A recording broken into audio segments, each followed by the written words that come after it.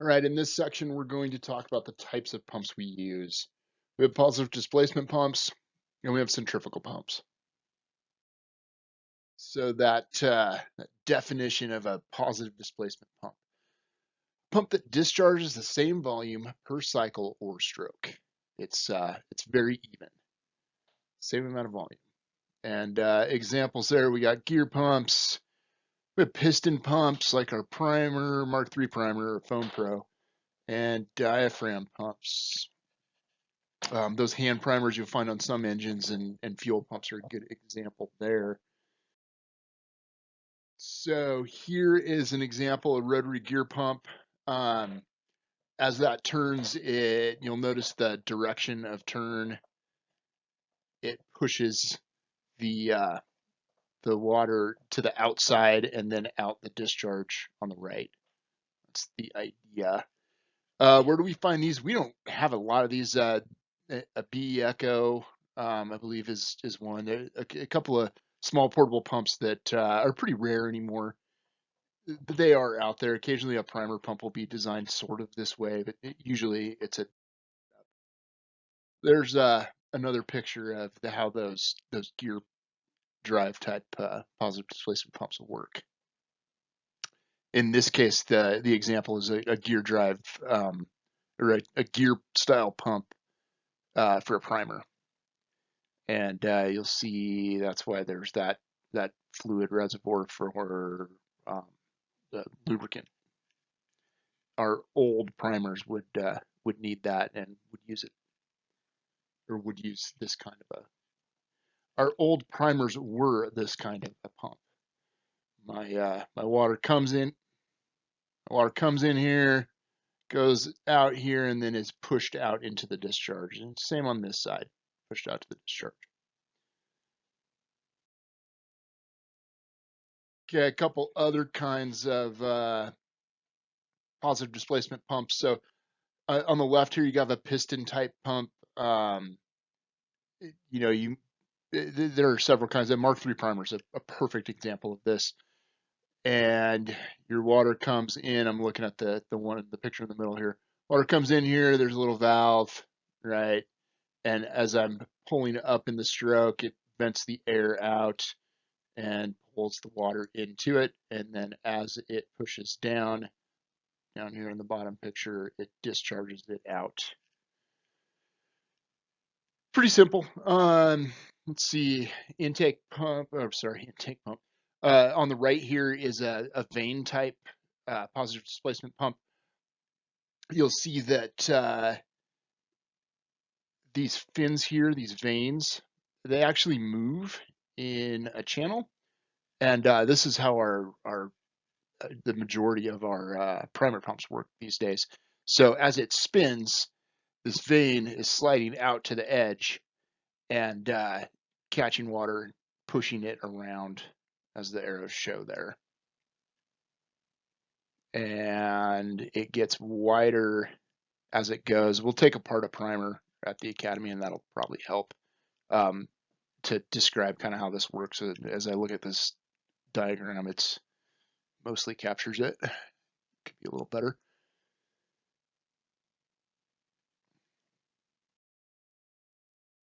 All right, advantages of positive displacement pumps, and remember, we're using them mostly as primers. There are a few out there, though. They're self-priming, hence they make a great primer. There's no speed increaser required because they are, a set volume per stroke.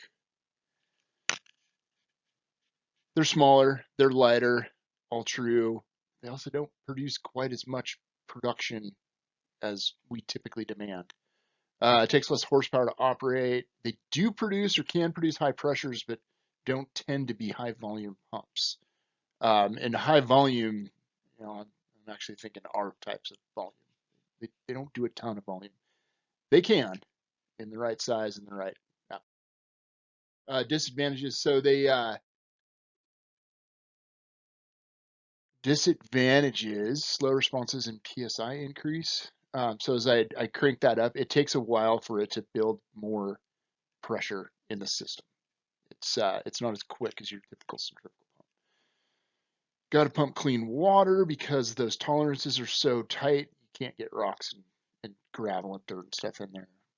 Got to have a pressure relief valve, or you have to be continuously discharging water, or if you shut it off, it'll continue to increase the pressure until the pressure finds its own pressure relief valve and a hose bursts or something breaks or something happens, it will relieve the pressure. Close tolerance is wear, degrade performance. Yeah, we kind of have that problem on all our pumps. So now we're looking at centrifugal pumps. These are our main pumps we use to pump water out of our engines. So they operate on the principle of centrifugal force. No, they don't. But that's commonly what we believe. It's not centrifugal force. Centrifugal force doesn't really exist. Momentum, inertia. Spinning object experience a force away from the center. Well, kind of. That's kind of how that works. It's also being pushed in a direction, and that's just as important. But accurately, it does not discharge a set volume for each cycle or stroke, and the volume is adjusted by increasing or decreasing RPM. It requires a speed increaser. These are just a few little tidbits about centrifugal pumps.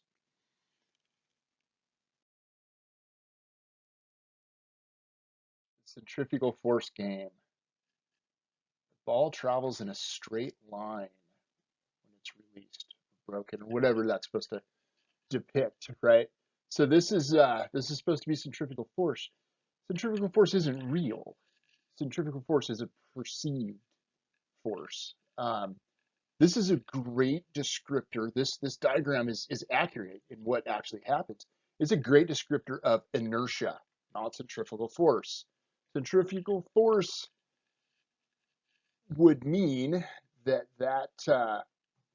ball would fly off straight away from center wherever it was released if centrifugal force was a real function.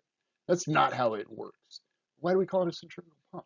Well, we still have centrifugal action where you're spinning things to the outside, but they're being pushed.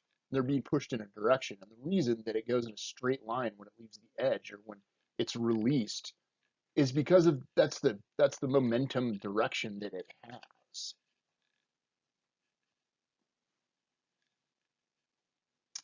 So why do we even talk about centrifugal force in this? Why don't we just go straight to what we really know it is, and it's really inertia and momentum, because it keeps coming up. Because we have centrifugal pumps that work with centrifugal action that do spin things to the outside, and we still use the term centrifugal force all the time, even though it's inaccurate. You will hear it. Um, hopefully, you won't hear it in the rest of the academy, and we'll be a little bit more accurate about this. And I'm sure we'll probably have to correct ourselves back and forth a little bit about the whole centrifugal force game. But remember, we're really talking inertia. All right, so this is a really good diagram of a pump, a centrifugal pump to be specific. And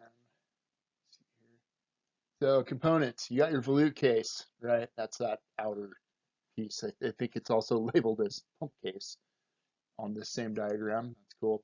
There's your impellers. Note the direction of those impellers. If for no other reason, I find it interesting that that's the way that it slings water. The term I use. It kind of slings water to the outside, and it keeps pushing water as it's spinning. And as I get over here, it starts getting wider and wider between the impellers and the volute case, and that's where my water starts getting caught, and it builds momentum and more momentum, and it exits my pump head and into my hose lane.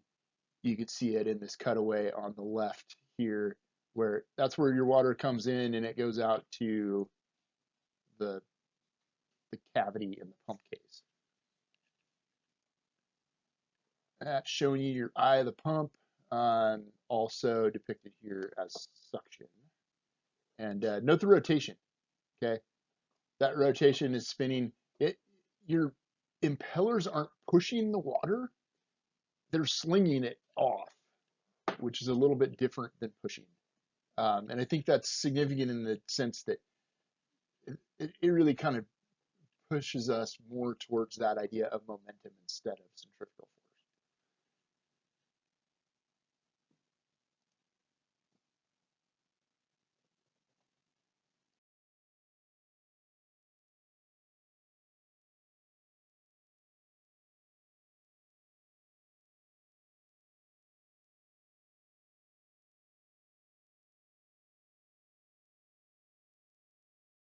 Yeah, here's where I'm going to stick in that little video of centrifugal force. Centrifugal force? Yeah. Is that where this goes? Really? Yeah. Okay, here is, I couldn't find my cutaway, so here is a picture of a cutaway in the inside of a pump. This, unfortunately, is not one of the pumps we typically use. This is for a big structure engine. But you can see how the um, impeller is sitting over here, and it spins that water off, and it's caught by this cavity inside the balloon case. Notice that that cavity is bigger down where I made the mark than it is up top where the other end of the cutaway is. That's just kind of how that thing works. So, speed increasers. We mentioned that centrifugal pumps need speed increasers. There, get these bullets up. Uh, the the pump motor, the motor that drives your pump, most of our say Type 6 engines, even our Type 3 engines, those are either small or large diesel motors. They spin at, 2 to 3,500 RPMs, 2,000 to 3,500 RPMs. Um, our pumps need to spin a lot faster than that, like 10,000 RPMs. Consequently, we end up with speed increasers. So a speed increaser is this guy right here in red. Not only circled in red, but he is red. This is actually on a UTV mounted truck, but it was nice and open and easy to see. That's a speed increaser. This is a centrifugal pump. On the right, you'll recognize the old BB4 type pump head, and this guy in here, that is your speed increaser. If you have a Darley AGE type pump on your Type 6 engine, you still have a speed increaser. It's just painted black. And one difference, the speed increasers on the Darleys are gear and chain driven rather than belt driven like they are on the BB4. And that creates some difficulties we've run into over the years. I think they've rectified some of that, but there's a lot more flex in the old belt drive speed increaser than there is in the chain and gear drive. But that's a speed increaser, and that makes it spin a heck of a lot faster than your engine motor can spin. Multi-stage pumps. So we very commonly use multi-stage pumps. Your Mark III BB4, same pump head, but that's a multi-stage pump. There are 4 stages in there, 4 sets of impellers inside that pump head. A lot of our other engines, the Darley AGE is a single stage. The current pumps we're using on the Type 3s, to the best of my knowledge, they're all single stage too. Only one set of impellers. The Darley JMP 500, it was a multi-stage pump and a little more complex. It actually had a transfer valve. So no, there you go. There's more than one impeller within the volute case, and they spin in and effectively become series pumping. So one set of impellers pumps into the other set of impellers. You get more pressure, and it's cumulative.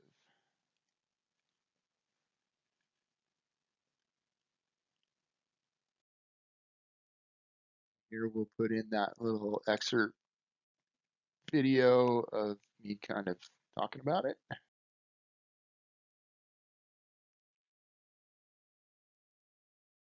Centrifugal pump operation. centrifugal pump operations. So you got to prime them. I think that's pretty much the primary piece we're really getting at here. You got to prime the centrifugal pump or it's not going to pump. So once it's primed, you're spinning that impeller, water's moving away from the eye of the impeller due to inertia and a negative pressure, or at least a very low pressure, develops at the intake side of the pump, the eye of the pump. The atmospheric pressure that's outside, it tries to equalize and it pushes down on my water source, whether it's my tank or whether it's my pond or river or whatever, and it pushes the water up into the eye of my pump. Okay, that's what we were trying to get at earlier when we were talking about atmospheric pressure. Just another look at it. You have to prime your centrifugal pumps. I think we all know that now. We've all run an engine. They have much looser tolerances than a positive displacement pump and therefore are not self-priming, even though there have been attempts to make some kind of self-priming. Volume pumps would be an interesting example.